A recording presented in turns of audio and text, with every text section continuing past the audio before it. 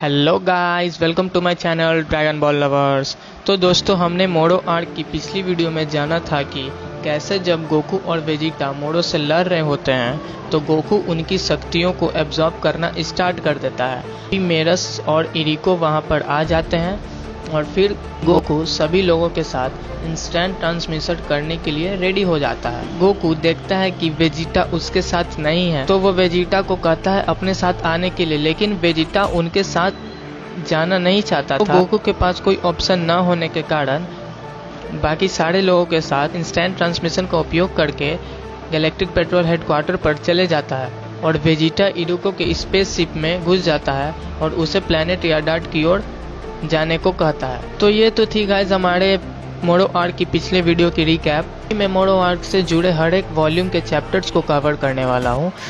तो अगर आप चाहते हैं कि कोई भी चैप्टर्स और वॉल्यूम मिस ना हो तो प्लीज़ मेरे इस चैनल को सब्सक्राइब कर दें। और ज़्यादा टाइम वेस्ट ना करते हुए let's begin the story.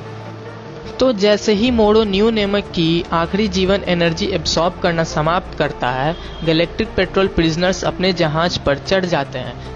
सैग्नेबो galactic petrol team से अचानक गायब होने पर ध्यान देता है और पूछता है कि क्या वह मर गए हैं। फिर मोड़ो उसे बताता है कि वह मरा नहीं है बल्कि ट्रांसपोर्टेशन का उपयोग करके भाग गया है, जिसके कारण सैग्नेबो ने मोड़ो से पूछा कि वे पहले किसका पीछा करेंगे।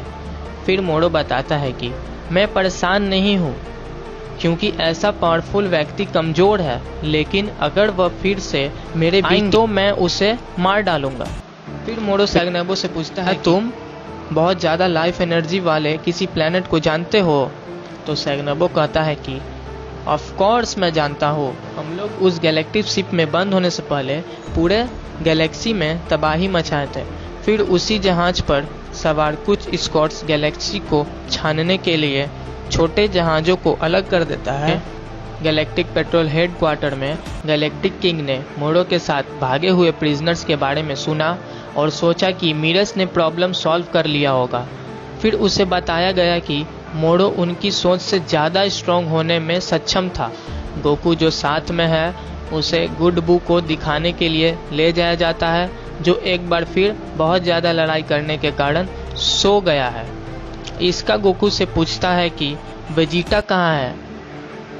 फिर गोकू उसे बताता है कि वह ट्रेनिंग के लिए कहीं और गया है क्योंकि हमारा ये मामूली सा प्लान मोड़ो के अगेंस्ट कोई काम नहीं आया और मैं सोच रहा हूँ कि वेजिटा ज़रूर कोई नया आइडिया लेकर वापस आएगा। और वहीं इरिको के साथ गैलेक्टिक पेट्रोल शिप पर सवार वेजिटा को फील होता है कि मोड़ो उल्टे दिशा में जा रहा है। फिर इरिको उसे बताता है कि यह सैग्नेबो का शिप है और यह अब तक का सबसे फास्ट शिप है। फिर वेजिटा पूछता है कि यह सैग्नेबो कौन है, तो इरिको उसे याद दिलाता है कि जो मोड़ो के पक्ष में खड़ा था और वह कितना स्ट्रॉन्ग है। फिर इरिको ने वेजिटा को बताया कि प्लैनेट यार्डार्ड तक पहुंचने में उन्हें 1 सप्ताह लगेगा। और फिर वेजिटा से इरिको पूछता है कि तुम वहां क्यों जाना चाहते हो। तो वेजिटा कहता है कि वे शारीरिक रूप से मजबूत नहीं हैं, लेकिन वे इंस्टेंट ट्रांसमिशन जैसी अजीब तकनीकों का इस्तेमाल करते हैं। यह गोकू को सिखाया गया था और उम्मीद है कि मुझे कुछ ऐसा सिखाया जाए जिससे मोड़ो के खिलाफ लड़ाई करने में मदद मिले। फिर वेजिटा अपने कमरे में चला जाता है और जहां वह प्रतिज्ञा लेकर कहता है कि मैं जब अगली बार मोड़ो और उसके साथियों से लड़ूंगा तो मैं उसे हरा दूंगा और हाँ, कैकरॉट से भी बहुत आगे निकल जाऊंगा।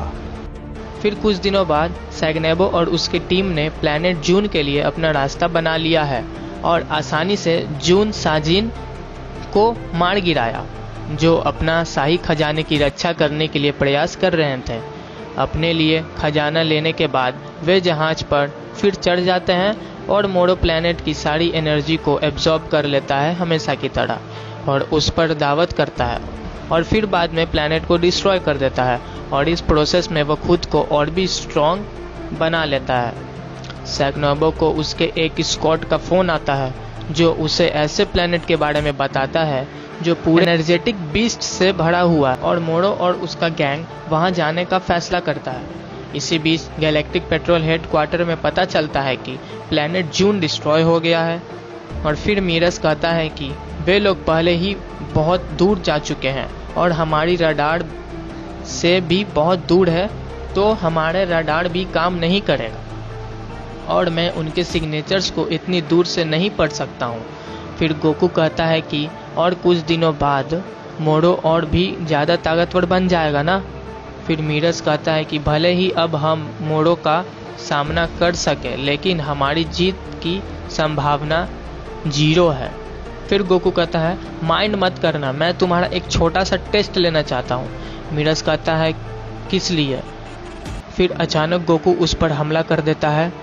फिर जैको दोनों को शांत हो जाने के लिए कहता है और जैको कहता है कि मीरस भी हमारी मदद करना चाहता है, कुछ चीज़ों में नाकाम हो रहा है, इसका मतलब यह नहीं है कि वह बुरा है। फिर गोकू कहता है कि मैं बस मीरस का पूरा पावर देखना चाहता हूँ। फिर वे दोनों ट्रेनिंग रूम में चले जाते हैं। गोकू एक बार फिर मीरस पर हमला करता है, लेकिन मीरस उससे आसानी से बच जाता है। फिर गोकू सुपर सैयन में ट्रांसफॉर्म हो जाता है, फिर से उस पर हमला करता है, लेकिन मीरस पर इसका कोई ज़्यादा प्रभाव नहीं पड़ता है। तो गोकू अब सुपर सैयन 3 में बदल जाता है, इससे ट्रेनिंग रूम टूटने लगता है और इसलिए ट्रेनिंग रुक जाता है। मीरस गोकू से पूछता है कि क्या तुम अब संतुष्ट हो। तो फिर गोकू कहता है कि अभी के लिए, क्योंकि गोकू को ऐसा लगता है कि मीरस वह चीज़ जानता है जो गोकू नहीं जानता है। फिर वह मीरस को बताता है कि वह अल्ट्रा इंस्टिंक्ट में महारत हासिल करने की कोशिश कर रहा है और उसे लगता है कि अगर वह उसके साथ ट्रेनिंग करेगा तो वह ऐसा करने के बहुत करीब पहुंच सकता है। फिर मीरस गोकू के प्रस्ताव से सहमत होता है और कहता है कि उसके लिए हमें एक अन्य स्थान की ज़रूरत है।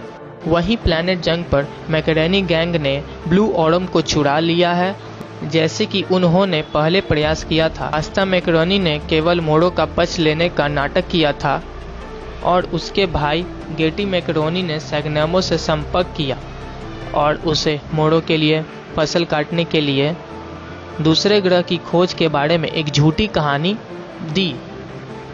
जब वे सोचते हैं कि वे अगला हमला किस ग्रह पर करेंगे, तो पेनी मैकेरोनी गैलेक्टिक पेट्रोल और जैको के साथ एक हुए अपनी लड़ाई को याद करते हुए कहा कि ब्लू ऑरम पृथ्वी पर मौजूद है, जहां इसे स्काई गोल्ड के नाम से जाना जाता है। इससे पास्ता सोचता है और फिर कहता है कि किस चीज़ के लिए तुम इंतजार कर रहे हो, जल्दी से पृथ्वी पर हमें ले चलो। और फिर उसी समय वेजिटा प्लैनेट यार्ड्राट के पहुंचने के करीब होता है। तो फिर इरिको उससे कहता है कि उठो वेजिटा, हम लोग प्लैनेट यार्ड्राट पर आ चुके हैं।